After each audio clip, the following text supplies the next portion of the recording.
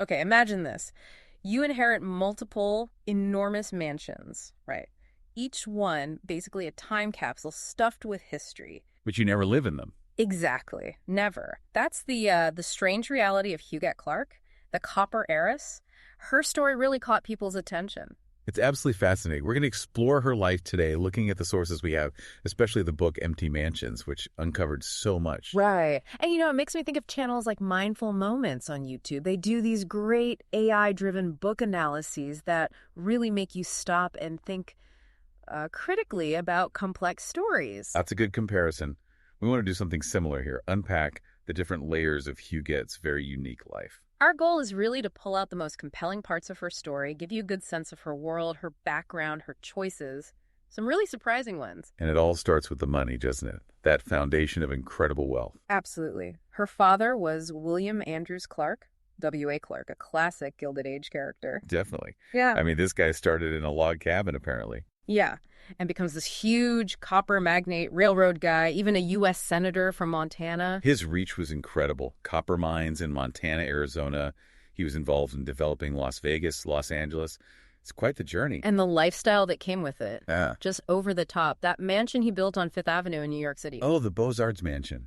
Almost legendary? It had, 121 rooms? Something like that. 6 stories tall, but then this huge domed tower going up even higher, like 9 stories. And filled with art, artifacts, plus things like secret entrances, a quarantine suite, which sounds very of its time. Right. And that staircase of nations, where each wood panel was from a different country. Crazy detail. Even the library fireplace was from a 16th century French castle. Imagine growing up surrounded by that level of, well, grandeur. Almost like a museum, not a home. It makes you wonder how it shaped her, doesn't it? Especially when you compare it to descriptions of her mother, Anna LaChapelle Clark. That's interesting. Public photos apparently show her looking quite standoffish. But then private ones suggest she was much warmer, more playful. Yeah, it's a reminder, isn't it? Public image versus private reality. She had a French-Canadian background, too, which adds another layer. So Huguette herself, she was born in Paris, 1906. She had an older sister, André. Right, André. And Huguette was named. Well, it's a lovely name. They were educated at home, weren't they? Yes, private tutors. Yeah. Became fluent in several languages. There's a story about André's reaction when Huguette was born. Apparently not thrilled initially about a baby sister. Huh, sibling dynamic. Yeah. And they didn't even move into that huge Fifth Avenue mansion right away. They lived in Butte, Montana first. Back where the copper fortune really began. Quite a shift going from Butte to that New York palace. Definitely. And there's this anecdote Huguette remembered, asking her father why he wasn't Catholic. All right. And his answer. Something like, all religions are lovely, my dear. Suggests a kind of open-mindedness, maybe? Perhaps. Or just deflecting a child's question. But it sounds like their childhood home, even being so grand, was a place for play. Yeah, playing hide-and-seek in that tower must have been something else. You wonder if that early exposure to such a unique, almost sealed-off world influenced her later. Well, detachment. Maybe. Though she did have a somewhat conventional entry into society. Debutante teas, parties. The New York Times covered them. She went to Spence School, too. Had her commencement at the Waldorf Astoria. Pretty standard for her class. But her real interests seem to have been more private, artistic. Yes, painting. She was apparently quite talented. Liked Japanese subjects, painted in an impressionist style. And she collected books on Japan, art, philosophy. Oh. Suggests a really rich inner world. Absolutely. And then there were the dollhouses. Right. Not just playing with them, but creating these incredibly detailed miniature worlds. She even corresponded with artisans in Europe about them. Shows that meticulous nature people talked about. And that connection to France, the language, it stayed with her whole life, a constant thread. Which is interesting when you think about her marriage. It was very brief. Yeah, married William Gower in 1928. Big society wedding, I imagine. But they separated really quickly.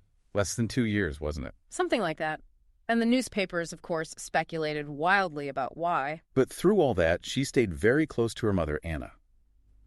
That relationship seems really central.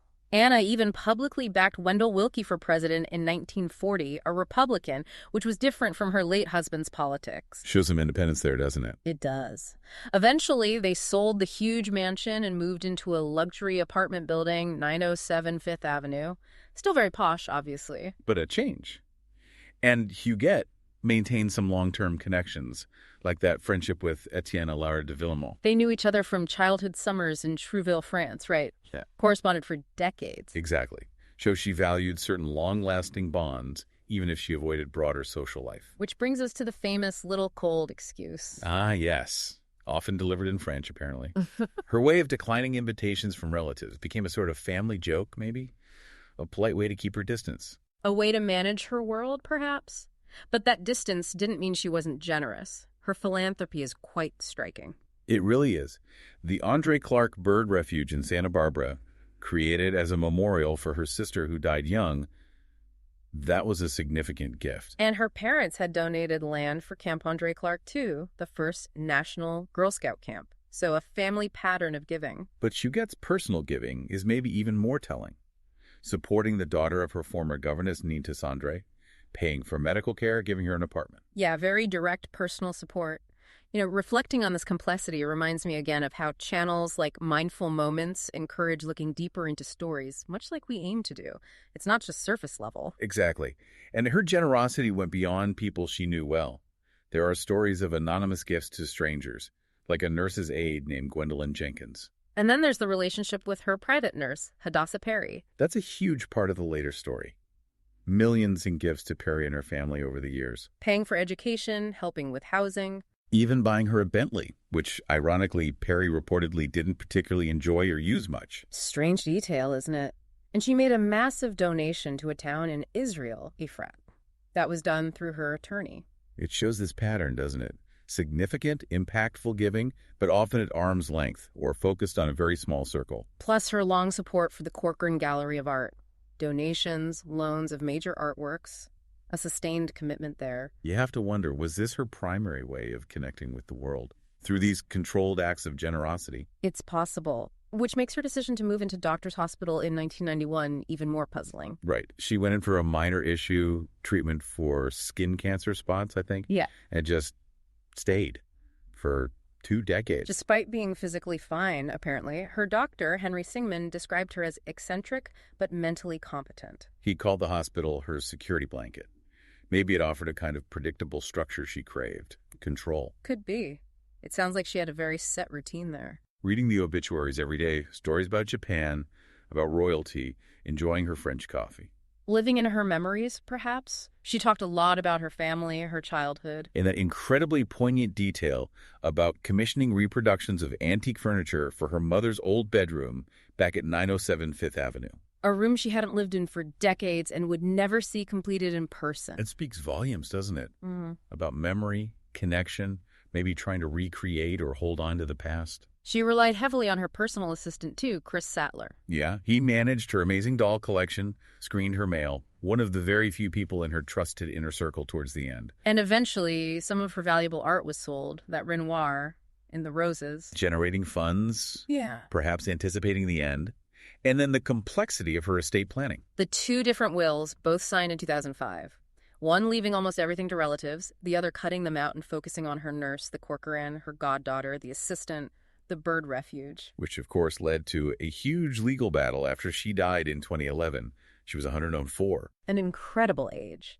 And that court case brought even more strange details to light. Like discovering a great-nephew who was homeless and had no idea he was potentially related to such immense wealth. Just layers upon layers of unexpected turns in this story. It really is. Huguette Clark's life, it's such a stark example, isn't it? This unbelievable wealth existing right alongside what seems like profound isolation. You see this complex person shaped by this unique family history, her art, her passions, but also maybe by this deep need to control her world through distance and through very specific kinds of generosity. It leaves you wondering, doesn't it? What does it actually mean to be wealthy? Right. Can all the mansions, all the art, all the money ever really make up for human connection? Or maybe she found connection in her own unique way. Her choices certainly make you think about happiness, security, what we truly value, and just how strange and unexpected life can be. Absolutely. Well, if you found this exploration as fascinating as we do, we hope you'll subscribe for more stories like this. Please share it with someone else who enjoys a truly unique story. You can find links to resources, maybe even track down the book Empty Mansions in our show notes. And most importantly, keep thinking critically. Question the stories you hear, look deeper, and keep exploring the world around you.